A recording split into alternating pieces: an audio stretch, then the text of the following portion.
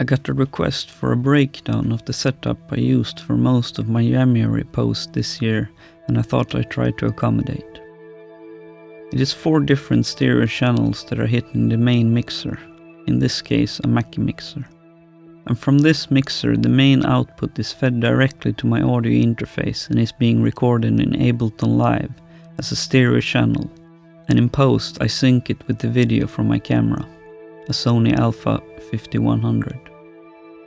The way I do the synchronization is that I have a microphone recording to a separate channel in Ableton Live, and I do a hand clap that's a loud and clear transient on both the camera audio and that microphone. And when I sync the audio to the video, this is the reference point I use. Obviously, this part is before I start playing, so I can remove it in the edit. But back to the 4 stereo channels on the Mackie mixer. One channel is the Arturia Microfreak, running through an unsynced Boss RC-3 looper with a small effects chain afterwards. In this setup, the way I use this signal chain is mostly laying down pads or sweeps that are in key with the track I am performing.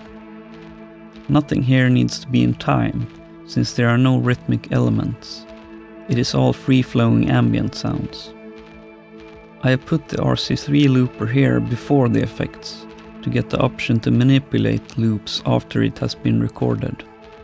The Electro-Harmonix POG 2 is a good choice here, because I can add or remove octaves above or below the original sound that is looping and quite drastically transform it. It also has a low-pass filter, which is quite useful. I use both filter and octave effects to work with the dynamics of the loop, to match or complement everything else that is going on. Having the Digitech delay and reverb after makes sense, in so that the changes I do echo and get smooth. The second stereo channel is a simple one. It is the Novation circuit going straight to the mixer. For all of January, all sounds coming from the circuits are part of Blank Form's circuit pack that is available through the Novation website. I highly recommend it. I have the circuit being clocked by the main looper, the Boss RC-505, but a bit more on that later.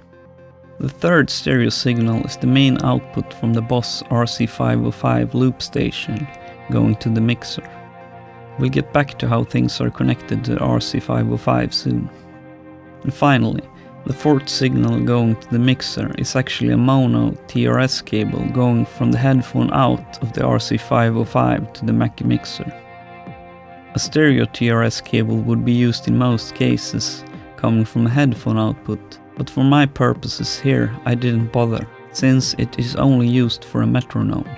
I am using the mute Alt 3-4 button on this channel, and I am monitoring everything that is going on through the headphones out of the Mackie mixer.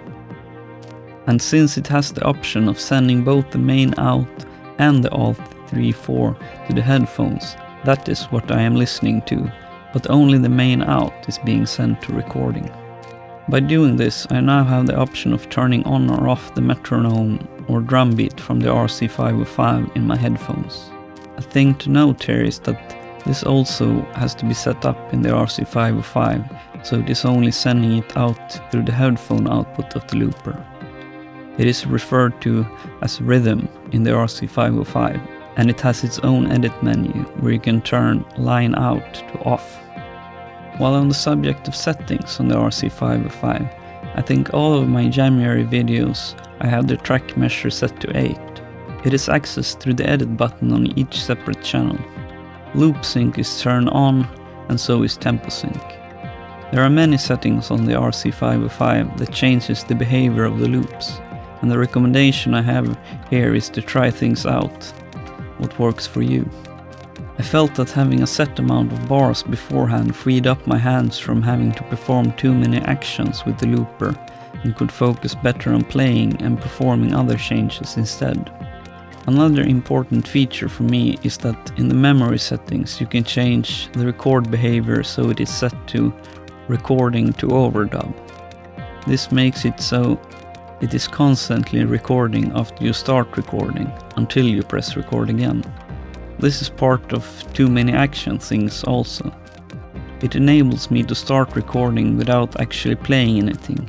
When I have my hands on my guitar or keyboard ready to start, it is already recording and I can play when it suits me.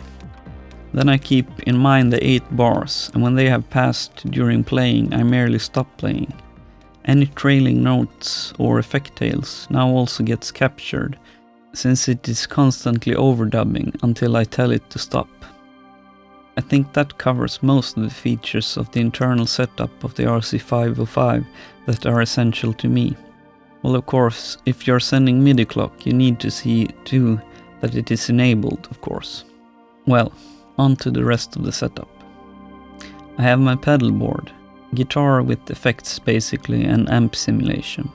The Virus TI synth passing through Neon Egg Planetarium, and Arturia Microbreath passing through the Mooger Fooger Cluster Flux, all connected to the RC-505 for looping. The RC-505 has 2 stereo inputs in the form of dual TRS instrument input and an auxiliary input on mini jacks, and in addition an XLR input for microphones. But since I wanted to connect 3 stereo sources, the guitar is coming in as stereo from the HX stomp here, and the microbrute is being stereoized by the cluster flux chorus here, by the way. I used a small Rolls mini mixer as a sort of sub-mixer, connecting all 3 to the instrument input to the RC-505. As for MIDI connections, there isn't too much going on. I have, as mentioned, the clock out from the RC-505 going to the Novation circuit, keeping them in time with each other. But I'm also sending clock to the Virus Polar, since some songs I use the arpeggios, and it is nice to have them in time. For this I am using a MIDI Solutions Quadra Through box, splitting the clock to more places than one. For creating the tracks, they have a bit of different origins.